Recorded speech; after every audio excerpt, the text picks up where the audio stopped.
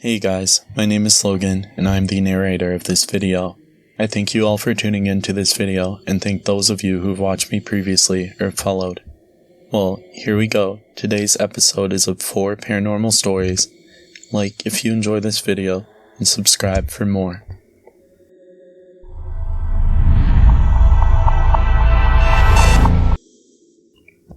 My family has always been big on Halloween.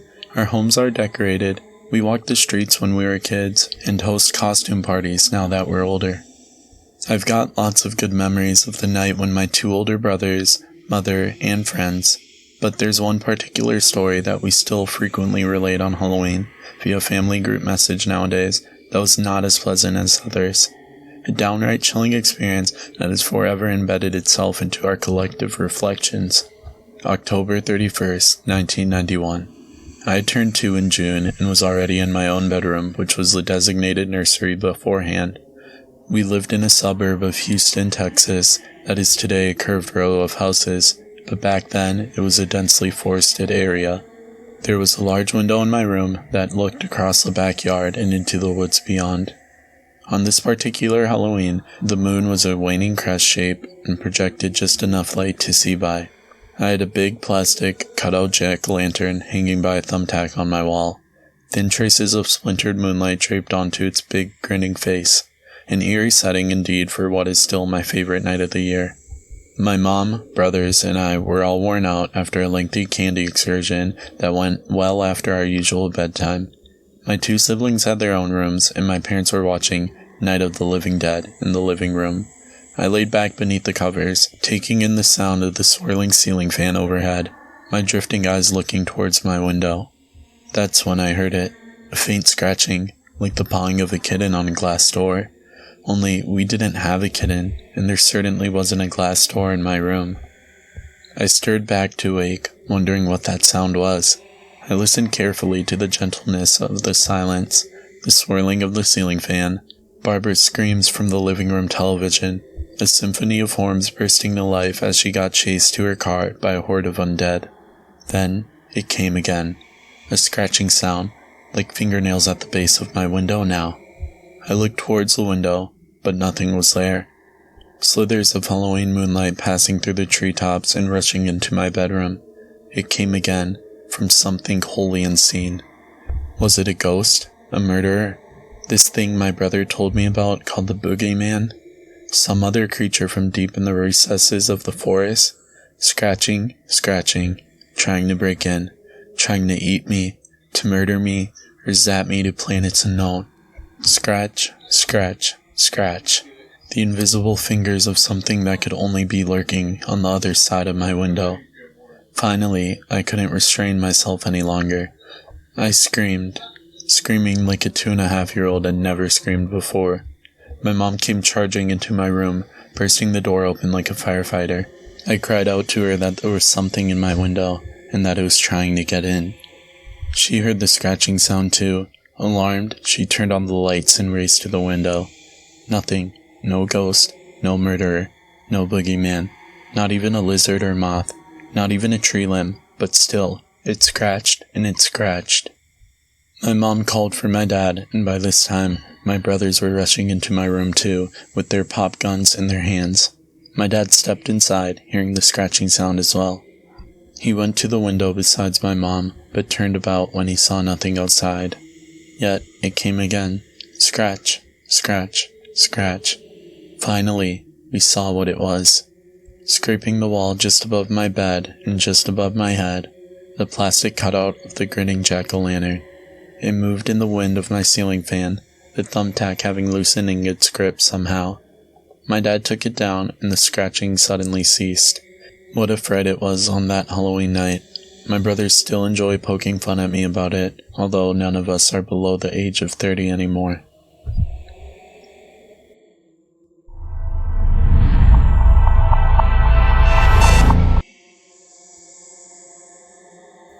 Back when I was still earning my undergraduate's degree, I experienced something so paranormal that it changed everything I thought was possible. My roommate at the time was also my childhood best friend, and I knew well enough that he undoubtedly did not believe in ghosts. That was something crazy people talked about to him.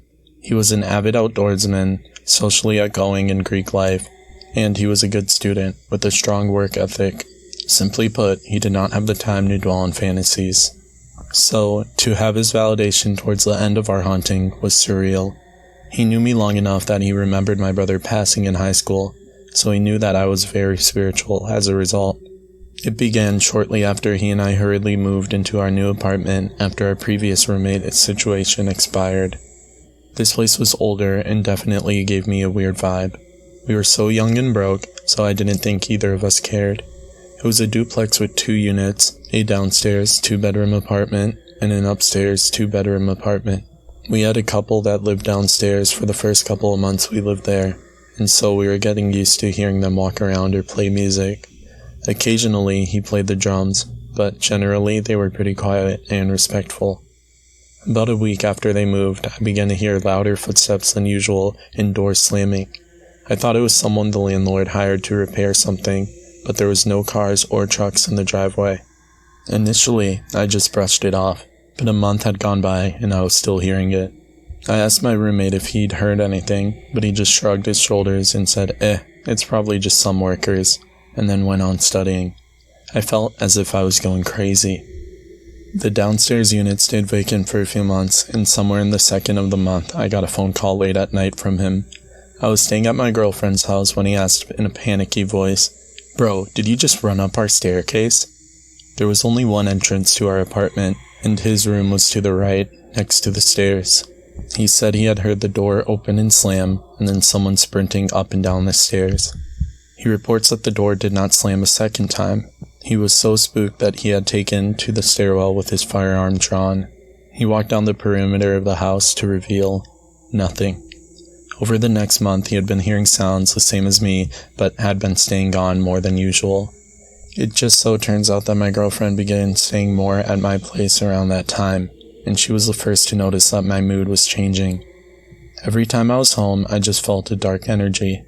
Apparently, I was also waking up multiple times in the night and going away for long periods of time. She eventually decided to drop in and see where I'd gone, but she found me standing upright with my eyes closed. She was so panicked, yet she did not wake me. The next morning, I woke with 3 big scratch marks all the way down my back. She told me that it was a sign of a demon, but I did not know if I believed that. Our new neighbors moved in downstairs, and it's like it all stopped for a while. They were considerably louder and loved to party, so the demon situation sounded a lot better.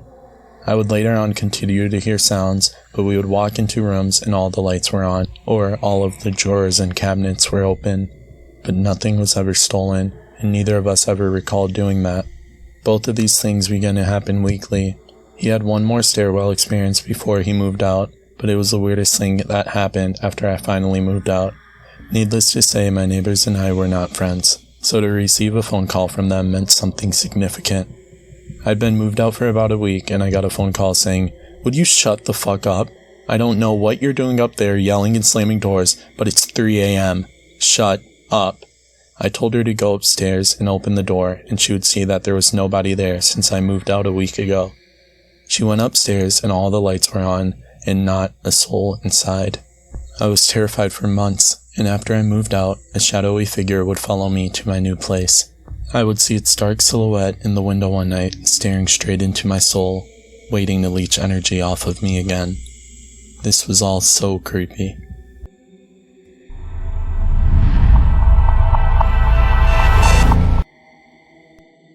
For context, my boyfriend and I fall asleep every night on FaceTime with the camera on and with our phones facing us. This morning, he told me everything he saw.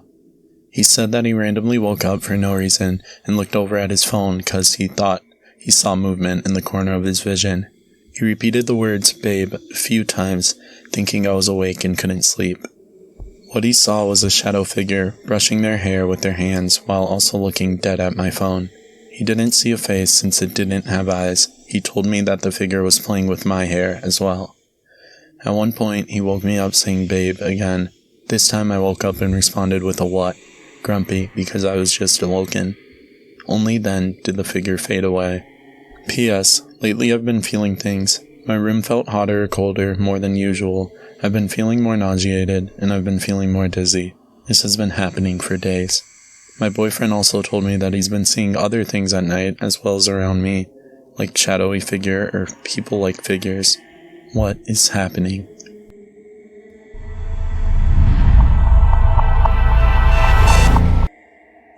To preface, I work as a lab tech in a water treatment plant. It's a modest place with facilities that are a bit run down, but still in high functionality. We're placed on a back road near a state park, our source of water being the large lake nearby.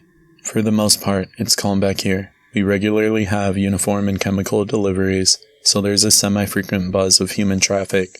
Plus, with the state park being so close, we see a lot of bicyclers, trail runners, and horse riders just beyond the fence line. While there is only a singular tree on the actual property, our facility is close to the woods and boasts a fun collective of local wildlife. The more interesting aspect of our location, though, is the Pioneer Cemetery out front. It's a small thing, totaling less than 100 visible graves. Most of the stones have been worn down by weather and lichen, but on the visible dates placed, most of them in the late 1700s and early 1800s. There's a local effort to document and preserve what we can, but the effects of time are working against what is left. It makes me feel a bit sad if I'm honest. These were some of the oldest settlers in the local area. It is a shame that their physical plots and gravestones etched may just be lost to time. I can't help but wonder if that sort of thing is what drives any lingering spirits out of the place. Maybe they're upset about being forgotten too. I say this because despite the calmness and relative peace of the water plant, sometimes weird and inexplainable things happen. I mentioned previously that we have regular people traffic, but that is only true part of the time. I think the most people I've seen gathered on the site at once was when we hosted a seminar. Otherwise, when we're fully staffed, there's usually about 3 of us on the premises at the same time. On weekends, when the operators work 12-hour shifts though, it is usually just the 2 of us. I bring it up because I know that this is one of the ways I've come to know that this activity is not some kind of ongoing prank from my coworkers. I've always believed in the paranormal and supernatural. I've seen and heard ghosts since I was a child and had some experiences in nature that I cannot explain. Even so, it is always a bit of a shock when I see or hear things firsthand. I just had an anticipated experience activity at my place of work, Just this year, there has been an increasing amount of activity that I don't wish to leave undocumented any longer. Being a water plant, there's a surplus of residual noise, pumps working, water draining and dripping, alarms going off, and footsteps of operators going about their usual routines. I've grown used to these noises, and I am able to recognize when my mind is matrixing the distant draught of water into quiet voices. Sometimes, the sounds I hear are far different, knocking on the walls or on the other side of a glass door that I can plainly see through, humming and singing of old church hymns when walking through the pipe or filter galleries, full-on conversations in the stairwells between 2 voices that I do not recognize. I only work with 10 people, so I know their voices. These are different and unfamiliar. Every once in a while, I'll see movement in my peripherals, something just fast enough for me to notice and then miss if I turn my head. There's never anything distinguishable about the figures. I'm only left with the lingering feeling that someone or something was there as proof that I saw anything at all. The only thing I noticed as being different from all the other activity was the intense feeling of being watched in the basement level. It didn't happen every time I went down there. It was more of a 50-50 chance that I'd feel anything down there. But of those times that I did, it was a heavy sensation, like I was being visually dissected while I was there. So while there has been minor activity, it has generally been nothing more than what I could classify as background noise. Something you might not even notice if you're not paying attention, or something you wouldn't pick up if you're not in tune with your instincts. That was until a couple of weeks ago when I had a day that changed the entire status quo of this established ghostly activity. It had been one of those 2-man crew days, only myself in the lab and one of the operators there to oversee everything else. Things were quiet as the both of us were tired and opting to go out about our day rather than strike up a conversation. I had to go and fetch a couple of samples in the basement from a location we called the CFE, which stands for Confined Filter Effluent. I mentioned my plans as a quick check-in to my coworker, a safety protocol since cellular service is non-existent down there, and then began traversing the plant to get to the basement. The pipe gallery, which houses the CFE, is only accessible via 2 stairwells at either end of the building, both of which are a solid 2 or 3 step flights. The length of this chamber is about a half a football field and is not a quick crossing to make. It sits beneath the filter gallery and has a vaulted ceiling that is about 2 stories tall, which means the acoustics in there is always strange and has me on edge, especially when the constant dripping of water sounds more like unknown voices coming from the other end of the area. My usual approach to the CFE means I come in a one-end gallery and exit on the other. This is partially due to the location of the sample site versus the lab. It makes more sense to take this path, but it is also due to my paranoia that I'm going to see someone else down there. The way I do it, I get to do a visual sweep of the whole room before I go about grabbing my sample, thus turning my back on the rest of the gallery. I went about my usual routine, humming a song as I strode down the stairs and doing visual checks for anything on that I might need to bring up to the operator. It had felt like a normal trip down, no unseen watching eyes nor thick feeling in the air. I plopped one of my samples beneath the CFE tap and dragged out my phone to take a picture of the turbidity displayed on one of the machines nearby. All was normal, and then a hand clamped over my left shoulder, the fingers cold to the touch. A deep voice that I did not recognize said, "CFE, huh?" Whoever it had been, close enough that I could feel the breath on my neck as they said it. I was frozen for a moment before I whipped around, but there was no one there. A shiver ran down my spine as I frantically scanned the chamber for any signs that my coworker had followed me down. I ran over to the nearest stairwell and looked up to see if he was trying to skitter away, but I knew he couldn't be. There had been no sounds of footsteps leading up to the encounter, no shuffle of fabric, no tap of shoes on the cement floor or metal grates. Nothing. While it hadn't been scary, it was startling to have this physical incident with no person nearby. It took me a minute to process that I hadn't known the voice to the words and that none of my coworkers had. There had been a country twang to the voice that none of my coworkers had. I crouched down and calmed down my breathing, intent on finishing my sampling before I left the area, though a part of me just wanted to bolt back upstairs and to my coworker, away from whatever had just interacted with me. I snatched up my bottle as soon as it was filled and opted to head it back to the far stairwell. I knew there was no way someone could have gotten away so quickly in such a large room, but my paranoid brain demanded I checked anyway. As I turned to head up the stairs, I heard it. Footsteps. For a second, I was relieved. Perhaps it was my coworker after all, and he decided to reveal himself after my scare. Then I actually looked down the length of the gallery where the footsteps were approaching from, and I saw nothing. Then that same deep voice called out, "Come back!" My heart picked up from my chest as I pushed myself up those stairs 2 at a time. I had no idea what this invisible entity wanted, and I wasn't sticking around to find out.